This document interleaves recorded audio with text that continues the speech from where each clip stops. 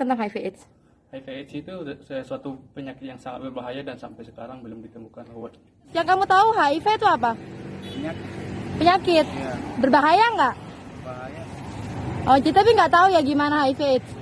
Nggak tahu nih, kurang tahu. HIV/AIDS itu apa sih, kata Bapak? Kalau penyakit yang membahayakan itu Hah? kalau kelompok-kelompok malam gitu kan, menyebar penyakit itu. Oke. Semua orang bisa terkena HIV, tidak hanya LGBT.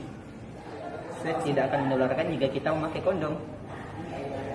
Pergaulan bebas juga tidak selalu menjadi penyebab HIV dan AIDS. Virus HIV/AIDS menular dari cairan kelamin dan juga darah. Jadi, nggak perlu takut dan menjauhi orang dengan HIV/AIDS.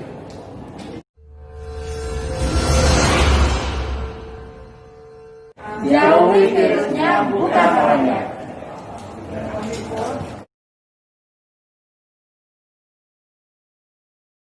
Hi, welcome back to my YouTube channel. It's time for Speak Up.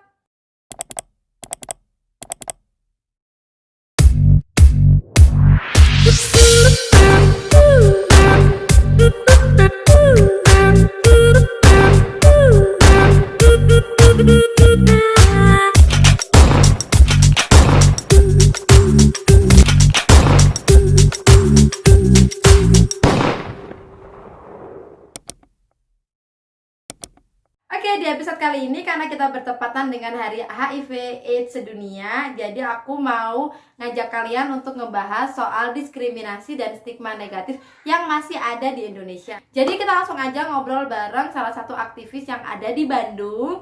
Dia itu aktivis yang bener-bener menyuarakan suara teman-teman yang terdiskriminasi.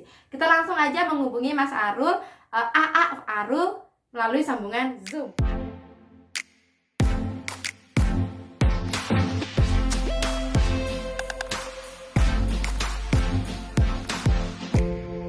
Halo teman-teman, perkenalkan nama saya Nurul Huda, biasa dipanggil Arul.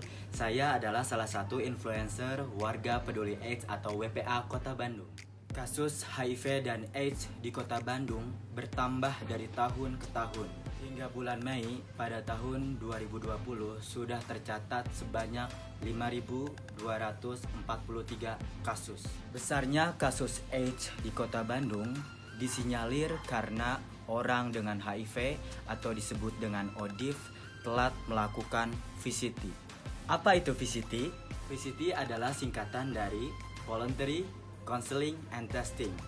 Istilah untuk melakukan konseling dan tes HIV secara sukarela berdasarkan dari keinginan pribadi. Apa saja sih manfaat dari VCT? Pertama, kamu akan mendapatkan informasi HIV dan AIDS dengan cukup.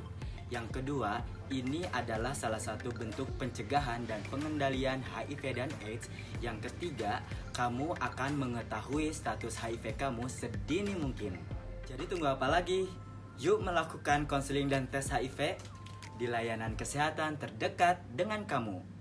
Halo, selamat siang Mas Arul. Wow. Halo, selamat siang Mbak Mega, halo. Iya, kita berapa minggu ya nggak ketemu ya? Ketemu terakhir di Jakarta ya? Pertemuan pertama. Iya, benar. Ya. Siap, amin.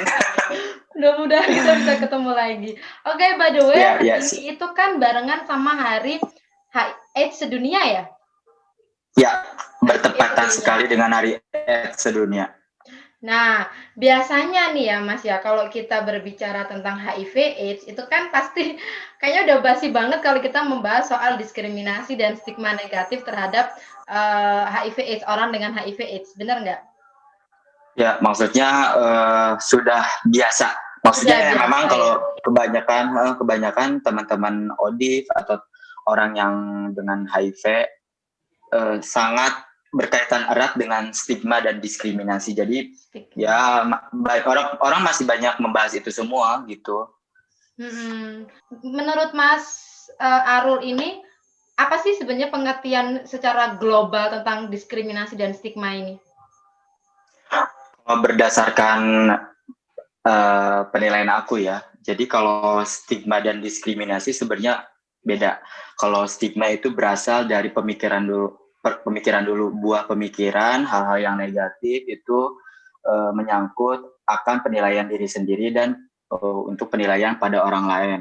Contoh misal berpikiran buruk pada orang lain, membeda-bedakan penilaian dan sikap untuk diri sendiri dan orang lain, baru ketika pemikiran itu sudah dilakukan dengan aktivitas atau dengan tindakan, baru itu ke bentuk diskriminasi. Seperti itu. Jadi kalau diskriminasi itu turunan dari si stigma itu. Jadi stigma pemikiran dulu, baru dilakukan turunannya dari si diskriminasi itu, dilakukannya dalam bentuk istilah si diskriminasi. Mas Arul kan ini aktivis ya, otomatis sudah mengenal banget di lapangan itu bagaimana. Kenapa sih Mas di Indonesia itu kok masih aja ada diskriminasi? Menurut dari pengalaman kamu sebagai aktivis? Kalau tadi seperti yang disebutkan sama Mbak Mega, aku sebenarnya tidak tahu secara global karena memang aku pun masih belajar untuk bisa bermanfaat untuk ke masyarakat. Cuma memang berdasarkan pengalaman aku menjadi aktivis HIV di Kota Bandung, memang dari awal ketika pertama kali aku terjun sampai sekarang pun aku berkali-kali memang mendampingi teman-teman yang bisa dibilang istilahnya teman-teman termarginalkan gitu. Salah satunya ya ketika aku mendampingi teman-teman ODIF, orang dengan HIV, ketika mengakses layanan kesehatan, kadang ada beberapa masyarakat atau misalnya pasien-pasien yang lain yang memandang ajaib, aneh gitu, siapa sih yang aku dampingin gitu. Terus ketika aku ada pembahasan di lingkungan sekitar aku, di orang-orang terdekat aku ketika membahas tentang orang dengan HIV, masih banyak orang-orang yang mempertanyakan kok kenapa sih orang tersebut bisa HIV, atau misalnya apa sih orang tersebut melakukan banyak dosa, atau misalnya pasti orang tersebut karena pergaulan bebas atau melakukan perilaku seksual yang menyimpang.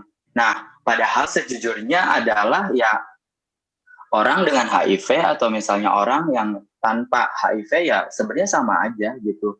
Yang membedakan hanya mereka minum obat ARV seumur hidup, tapi ya orang dengan non HIV atau orang yang tanpa HIV ya mereka tidak melakukan terapi obat yang ARV itu sendiri tidak diminum seumur hidup.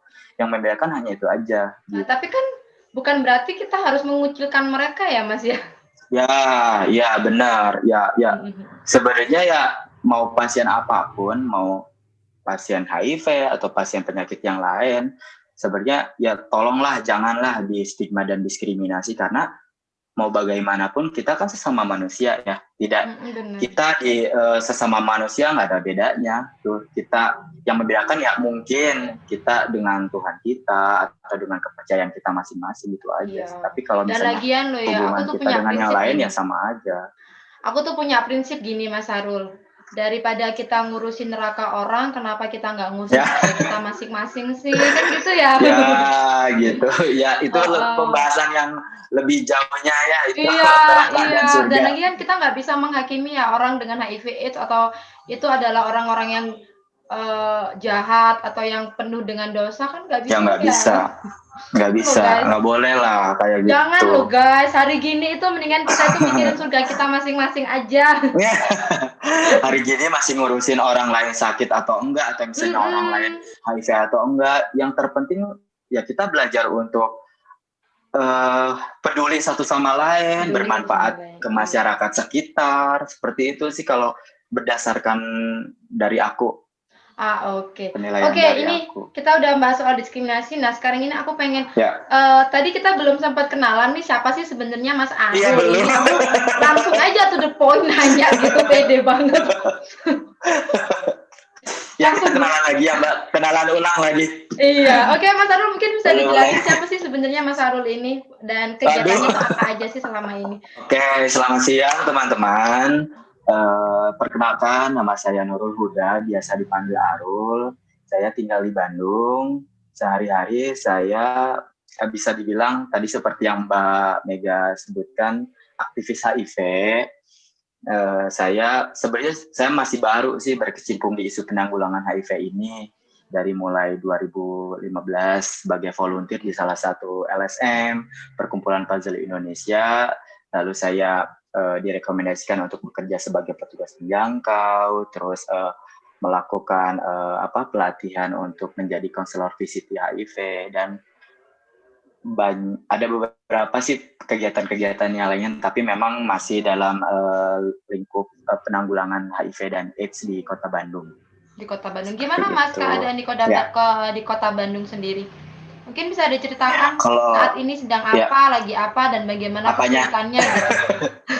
Saat Kalau ini di lagi Kota apa? Bandung, kalau di Kota Bandung sebenarnya untuk kasus hampir sama seperti kota-kota lain. Mungkin kalau dilihat dari untuk segi penanggulangan HIV-nya itu sendiri, di Kota Bandung adalah salah satu kota yang untuk ketersediaan ARV-nya itu terbatas, Mbak.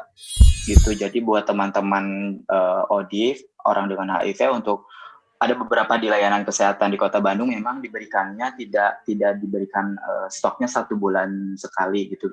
Ada beberapa yang memang terkendala dengan stok ARV, dan kepada pasien diberikannya tidak 1 bulan sekali, melainkan ada yang 3 hari sekali, ada yang 1 minggu sekali, dan itu sangat mengkhawatirkan sekali kalau Sedangkan ya guys, kita tuh kan nggak boleh telat ya untuk mengkonsumsi ARV itu ya. Ya, kalau ARV sendiri kan memang dikonsumsi atau diminum itu nggak boleh telat, nggak boleh bolong-bolong, bahkan nggak boleh menclok-menclok kayak misalnya hari ini minum, besoknya enggak, besoknya minum, nggak boleh kayak gitu. Kayak puasa Nabi Daud aja ini. Karena kan memang fungsi obatnya per 24 jam, Mbak, untuk menekan sedikitnya. Gitu. Oke. Jadi ini Seperti sangat itu. mempengaruhi banget. Terus ini gimana nih antisipasi apa yang dilakukan oleh para aktivis dan LSM terkait stok ARV ini untuk saat ini? Kita memang ya untuk stok ARV sendiri kita gabung melakukan kegiatan ngumpul bareng sama teman-teman LSM, terus mengadakan pertemuan kepada stakeholder atau pemangku kebijakan setempat di Kota Bandung. Itu ini bagaimana sih si ARV kok bisa sampai terbatas, dan memang sebenarnya untuk kasus keterbatasan ARV yang sekarang sedang dialami sama Kota Bandung itu sebenarnya bukan kasus sekali 2 kali, beberapa tahun kemarin pun memang kasus kelangkaan ARV sudah ini baru-baru ini ada, karena gitu, pandemi masa atau sih memang berkali-kali? sebelum pandemi memang pernah langka untuk stok ARV-nya? Sebenarnya nggak cuma pandemi aja sih, Mbak. 2 tahun kemarin pun untuk stok ARV memang ada kelangkaan, keterbatasan dari pusatnya, dari Kemenkesnya gitu, Mbak. Nah, untuk jumlah orang dengan HIV/AIDS di Kota Bandung itu gimana, Mas? Apakah apakah stagnan, atau tahun ini ada peningkatan, atau gimana? Atau ada banyak orang yang mulai sadar untuk tes HIV atau gimana, Mas? Kalau di Kota Bandung sebenarnya bertambah sih untuk kasus Bertambah HIV. ya tahun ini ya? Maksudnya Oke. ada ya, untuk lebih detailnya ada di website KPA Kota Iya, Bandung. nanti aku coba cek Ada juga ya ini ya. laporan, Jadi bisa boleh di website itu dicek jumlahnya. Tapi emang kasusnya nggak hanya untuk beberapa populasi kunci tertentu. Kebanyakan untuk kasus yang dihadapi sama Kota Bandung itu sampai bulan Mei 2020 banyaknya itu dari para ibu rumah tangga, Mbak, gitu. oh, sekarang malah para ibu rumah tangga ya? Iya, tergeser dari populasi kunci yang lain, sekarang masuk ke ibu rumah tangga paling banyak penemuan Tuh kasusnya. guys, kalau ibu di Kota rumah tangga Bandung. aja bisa positif loh ya. Berarti kan kita harus benar-benar open minded ya. HIV/AIDS itu tidak hanya terinfeksi orang-orang kayak LGBT atau pergaulan bebas, ibu rumah tangga aja bisa loh ya. Ya, jadi kalau misalnya memang orang-orang yang terinfeksi virus HIV ini memang tidak bisa kita nilai karena orientasi seksualnya tidak bisa dilihat dari ekspresi gendernya, penampilannya, karena HIV ini bisa menyerang siapapun terlepas dari orientasi seksual, dari penampilan, dari ekspresi gender, atau misalnya seorang tersebut basicnya apa, pekerjaannya apa, atau pendidikannya apa, atau faktor ekonominya seperti apa, karena HIV ini bisa menyerang siapapun. Gitu, tidak bisa di stigma atau diskriminasi hanya untuk populasi kunci atau komunitas tertentu aja sih, Mbak. Oke, gitu. benar. Semua Jadi bisa harus kena. open your mind kan. Hari gini kita masih Ah. diskriminasi, masih Hari ngegibahin gini orang gitu. 2020. 2020 Iya, udah iya, mau benar, setuju, 2021 Mbak. nih, udah waktunya mikir kita ke Iya. bulan ya? Bukan ya? Udah akhir tahun nih Mbak, masih mikirin stigma dan diskriminasi atau masih ngurusin hidup orang lain? Ngapain Janganlah. sih gitu? Udah harusnya corona ini membuat kita mulai berpikir gimana caranya kita menata masa depan gitu. Bukan ngegibahin orang. Ya, ya benar, karena ketika pandemi sekarang itu, pandemi COVID-19 ini sangat berimbas kepada isu penanggulangan HIV Kota Bandung, Mbak. Oke, Iya sih. Salah satu kendalanya adalah ketika teman-teman mau mengakses layanan VCT, tes HIV atau misal pengobatan ARV, sekarang memang teman-teman atau siapapun yang mau mengakses layanan itu dibatasi di puskesmas, Dibatasi ya. Itu klinik kalau dan rumah sakit. Bandung sekarang udah masuk zona merah, Mbak. Jadi kalau sangat waspada sekali ketika mau mengakses layanan kesehatan, karena kan layanan kesehatan banyak sekali tuh pasien-pasien COVID-nya atau misalnya para tenaga kesehatannya pun ada beberapa yang terkena gitu. Jadi ya sangat wanti-wanti sekali, satu sama lain saling mengingatkan, saling waspada gitu.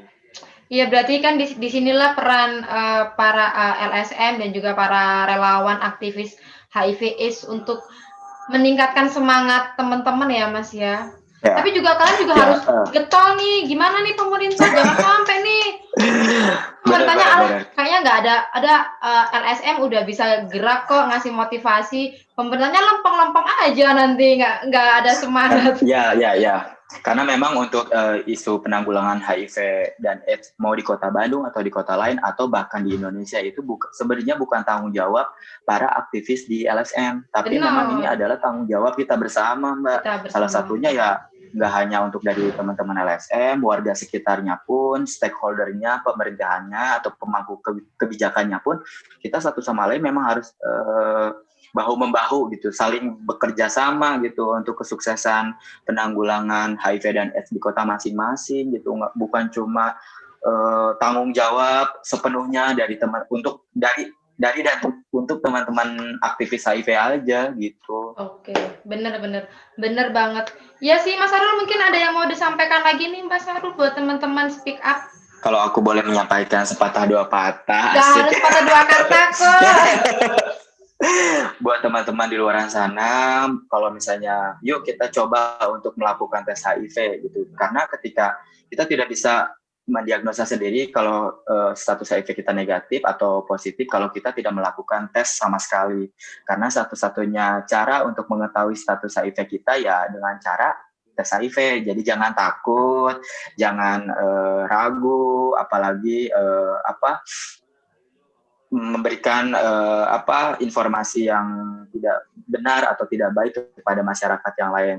Lebih baik kita yuk coba tes HIV ketika kita sudah tahu melakukan tes HIV seperti apa, atau misalnya mendapatkan hasil seperti apa dan mendapatkan informasi tentang HIV dan AIDS, yuk kita coba untuk memberikan informasi yang sudah kita dapatkan kepada masyarakat yang terdekat dulu, keluarga, tetangga. Terus ketika berhadapan dengan teman-teman orang dengan HIV, yuk jangan beda-bedakan, yuk jangan diberikan stigma dan diskriminasi, karena yang terpenting adalah kita satu sama lain harus memberikan dukungan dan kepedulian gitu. Tidak dilihat dari pasien tersebut HIV atau tidak, karena ya belajarlah untuk menjadi manusia yang bisa memanusiakan manusia. Nih, belajarlah menjadi manusia yang memanusiakan manusia. Benar banget, bro. Iya. Ya dong, harus kayak gitu. Oke, dan juga di hari HIV/AIDS ini harapannya kita supaya HIV di Indonesia itu bisa menurun tentunya ya, pertama. Terus kasusnya. Dan kedua ini semoga tidak ada lagi diskriminasi terhadap HIV, terhadap populasi kunci dan terhadap kasus-kasus lainnya tentunya ya, Mas ya. Ya, harus tidak ada lagi stigma dan diskriminasi yang dialami oleh orang dengan HIV. Pokoknya memang kalau itu memang terangkum dalam satu program yang 3.0 itu kan.